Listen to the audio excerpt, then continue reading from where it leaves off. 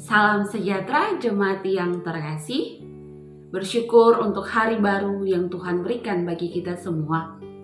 Berjumpa lagi di Renungan Lensa Efata Guntung Payung. Apa kabar Bapak Ibu Saudara-saudari?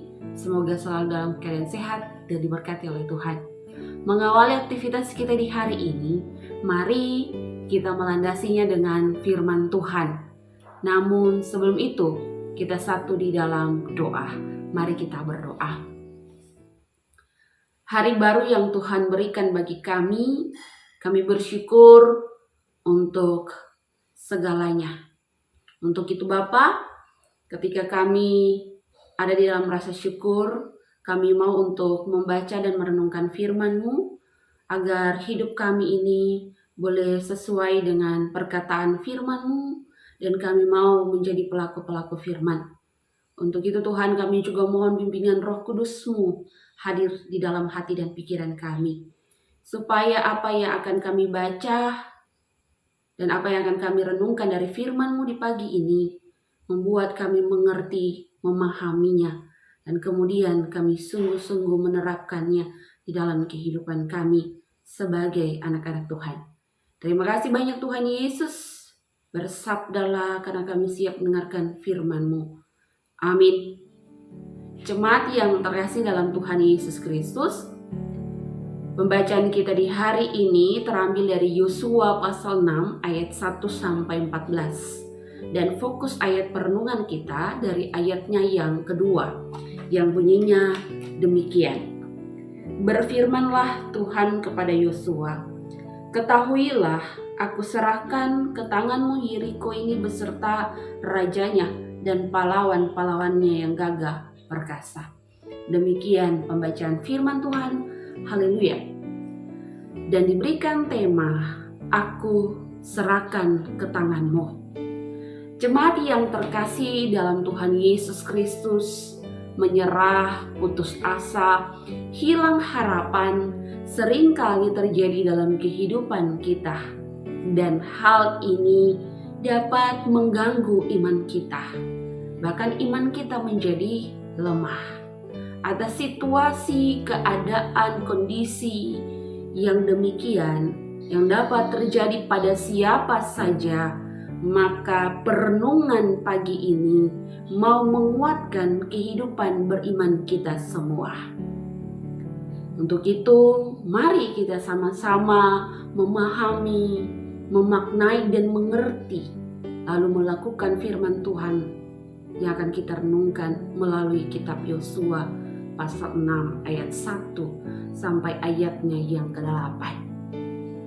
Jemaat yang dikasihi Tuhan, Yosua merupakan pemimpin yang menggantikan Musa untuk masuk ke tanah Kanaan. Dan ketika Yosua yang memimpin bangsa ini, kesetiaan dan janji Tuhan tetap sama seperti yang ia lakukan dan ia katakan kepada Musa. Hal ini membuktikan bahwa kasih setia Tuhan tidak pernah berubah sekalipun kepemimpinan bangsa Israel berganti.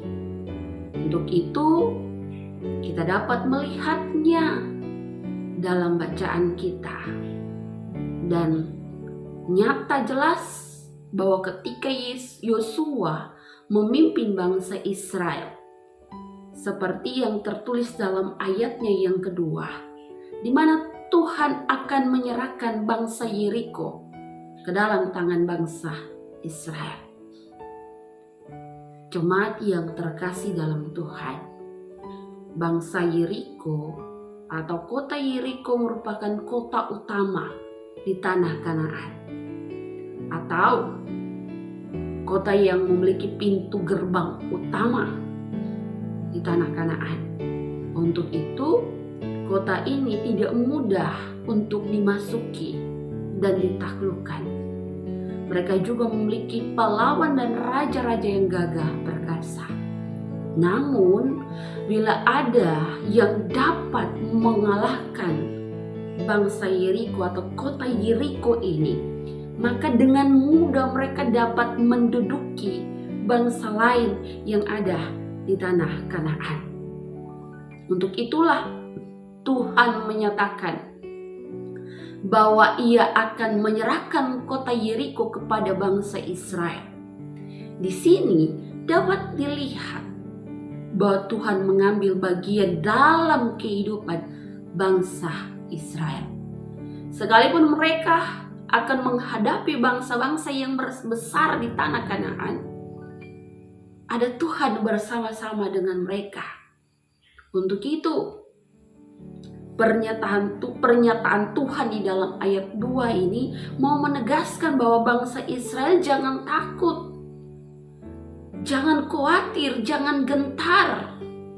Berjalanlah bersama-sama dengan Tuhan, karena Ia tidak meninggalkan mereka untuk menduduki tanah perjanjian, tanah Kanaan. Jemaat yang dikasihi Tuhan, masalah hidup, pergumulan, dan persoalan hidup akan selalu hadir dalam hidup kita dan akan selalu kita hadapi. Namun jangan pernah putus asa. Percayalah bahwa masalah, pergumulan, persoalan yang ada dalam hidup kita ini tidak melebihi kuasa Tuhan yang ada di dalam diri kita masing-masing. Untuk itu, melalui firman Tuhan yang kita renungkan saat ini, kita harus meyakini bahwa Tuhan ada bersama-sama dengan kita di setiap saat, setiap detik, setiap menit, setiap waktu. Untuk itu, serahkanlah hidupmu sepenuhnya kepada Tuhan. Ingatlah juga bahwa apa yang mustahil bagi manusia tidak mustahil bagi Tuhan. Segala sesuatu dapat terjadi menurut kehendak Tuhan. Dengan demikian, berjalanlah terus dalam gelombang kehidupan ini bersama-sama dengan Tuhan. Jangan pernah menyerah. Jangan pernah meragukan kuasa kasih-Nya. Karena Ia memberkati. Ia melindungi engkau. Ia menyinari engkau. Ia menghadapkan wajah-Nya kepada engkau. Dan Ia memberikan kasih karunia-Nya kepada engkau. Maka itu saudara-saudariku jemaat yang dikasihi Tuhan, mari serahkanlah segala perjalanan hidup kita ini hanya kepada-Nya, sehingga Ia mengambil bagian dalam setiap realita hidup yang kita jalani. Kiranya firman Tuhan yang kita renungkan di pagi ini menjadi penguatan iman, membuat iman kita semakin bertumbuh dan menjadi kuat di dalam Tuhan. Tuhan Yesus memberkati kita semua. Amin. Mengakhiri renungan kita di pagi ini, mari kita satu di dalam doa. Pujian syukur kami naikkan di hadapan hadirat-Mu, karena begitu besar kasih karunia akan kehidupan kami, sehingga kami boleh bangun di pagi hari, kami boleh membuka YouTube channel GPIB Fataguntung Payung, mendengarkan renungan pagi, supaya kami dapat menjalani hidup ini dengan kekuatan yang berasal daripada Tuhan. Dan kami percaya bahwa Tuhan hadir setiap saat dalam kehidupan kami, menuntun, membimbing setiap langkah hidup kami. Dan bahkan dalam realita hidup yang kami hadapi, ada Tuhan bersama-sama dengan kami. Terima kasih banyak Tuhan Yesus.